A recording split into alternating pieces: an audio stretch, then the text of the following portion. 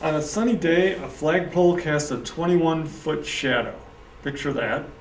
At the same time, Bob, who's exactly 6 feet tall, conveniently enough, casts an 8-foot shadow. So how tall is a flagpole? Well, from what we've learned about similar triangles, that's exactly what we have here. So we're trying to figure out the height of the pole, which is here, and we know its shadow is 21 feet long. Here's Bob, and here's his shadow. And so what we really have here are two right triangles, and because the angle of the sun is going to be the same, we know that this angle is congruent to this angle, and we know this angle is congruent to that angle. So these two triangles are going to be similar because all their angles are congruent, and that means that all the sides are proportional. And that's what we've learned so far in this unit on similarity. So we can set up a proportion. And now there's lots of ways we can set this up. So for example, let's give this a variable. Let's call P for the pole. That would make sense. So we could say P over 6 equals 21 over 8. Or we could do P over 21 equals 6 over 8. Or we could do 6 over P equals 8 over 21, etc., etc. So as long as we're matching things up visually and there's a pattern there, then we're fine. What you can't do is, for example, say P over 6 equals, and then say 8 over 21. Now we're going backwards there. So if I'm starting with this triangle with P, and I go to the other triangle with 6, then I have to go back to the first triangle to the second triangle. So there's a lot of different ones you can set up. So let's set up P over 6 equals 21 over 8. And then we'll solve that by cross multiplying. So we're going to get 8 times P equals 6 times 21. Extend it a little bit. 8P equals 6 times 21. So 8 times P equals 126. And 8 will not go into 126. So if you need a calculator, grab a calculator and do 126 divided by 8. And we get 15.75. Now we have to remember what were the units in this problem. Everything was in feet. So our answer is going to be in feet. So we've got 15.75 feet. And we could leave it like that. Or if you don't want to use the feet symbol, you can write feet. So that's the height of the pole. Or you can convert and say, what's 0.75 of a foot? 0.75 of a foot. Well, 0.75 times 12 inches, that would be 9 inches. So it's 15 feet, 9 inches is also the correct answer. So either one of those would be fine.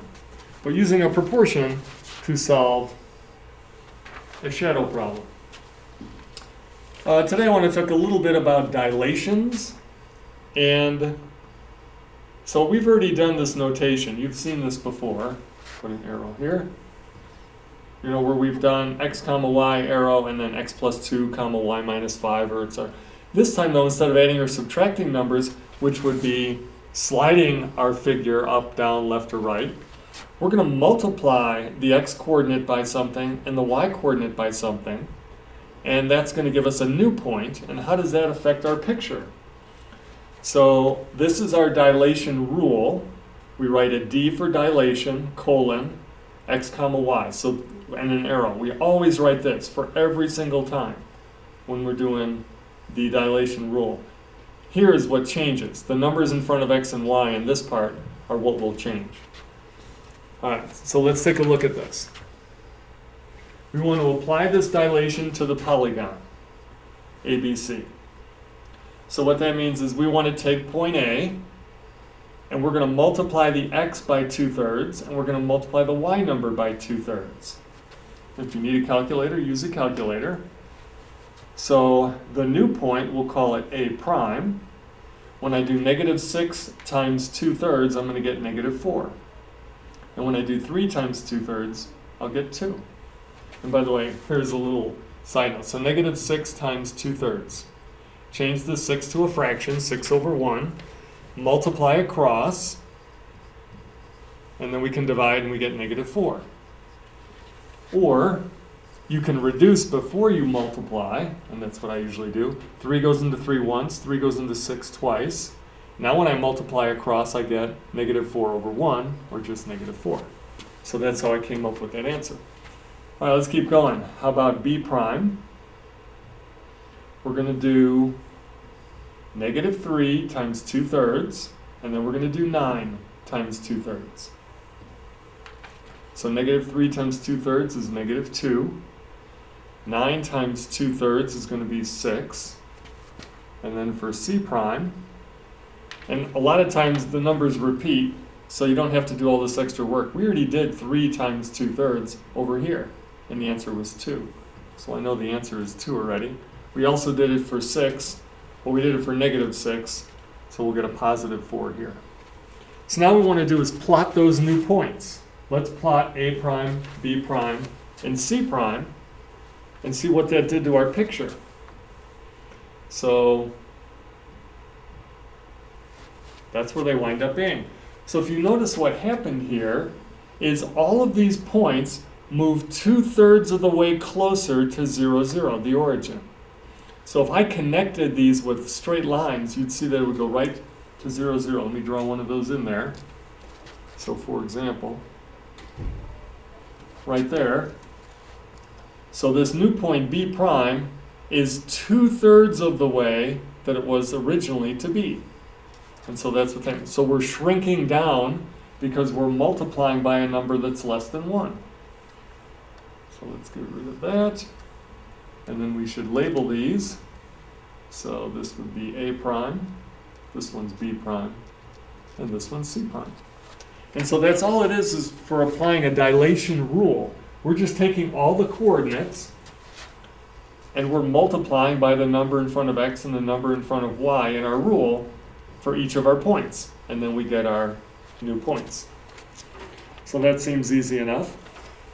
And the way we describe this is we say that this is a dilation with center 0, 0. All the ones we're going to worry about will always be centered at 0, 0. And the scale factor of 2/3. So the main things I want you to get out of this is that we're doing a dilation and then what the scale factor is. And you can know what the scale factor is just by looking at the rule. And the rule is right here. So this tells me the scale factor is 2/3. That's what I'm multiplying by. All right, let's look at another example.